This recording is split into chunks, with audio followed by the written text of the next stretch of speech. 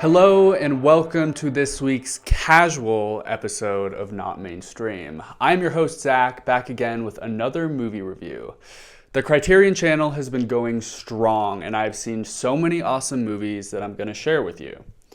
This week's movie is one that I wasn't so sure about to start, but really ended up growing on me in the end and in the following days.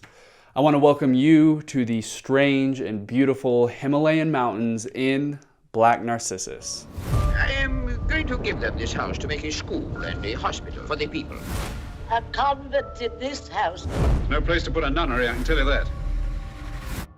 Black Narcissus is about a group of nuns who are tasked to create a convent on top of a mountain in the Himalayas.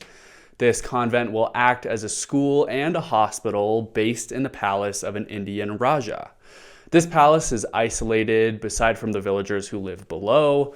The palace is also not an ordinary palace. It has erotic paintings all over the walls and is run by a handsome middle-aged Englishman who's a source of attraction for the sisters.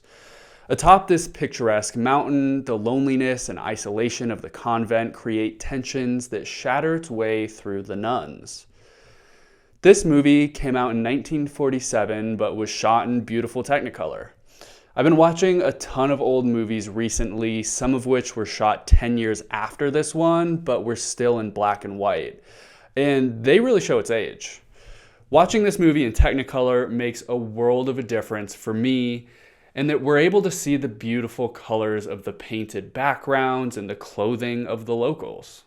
Black Narcissus achieved considerable acclaim for its technical mastery, winning an Academy Award and Golden Globe for Best Cinematography, and winning an additional Academy Award for Best Art Direction.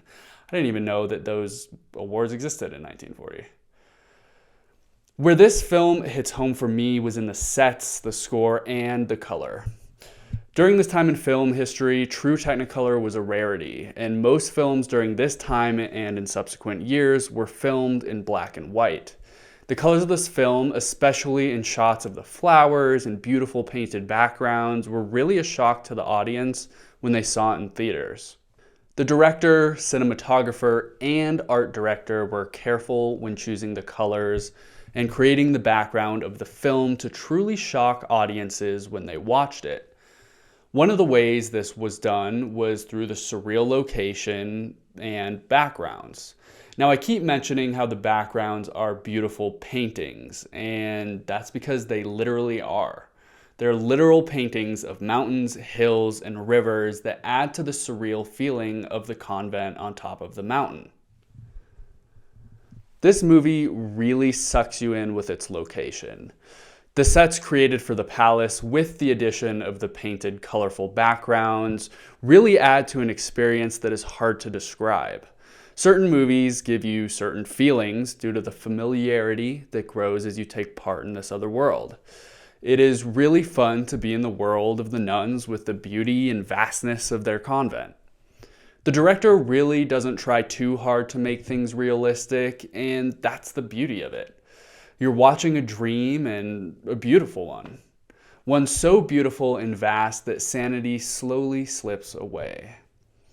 The music of this film hits home for me too. Not for any particular reason, like the music is one of a kind or is experimental and provocative in any way, but the music matches the aesthetic of the location and embodies that time of period in the late 1940s soundtracks.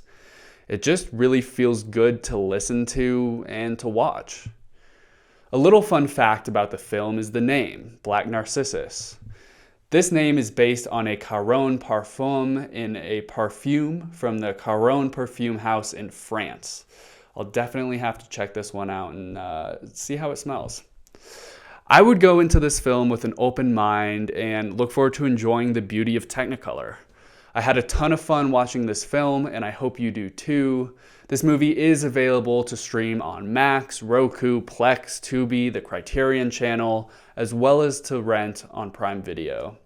I'm excited to hear what you think of this one. I really do think it'll be one you enjoy.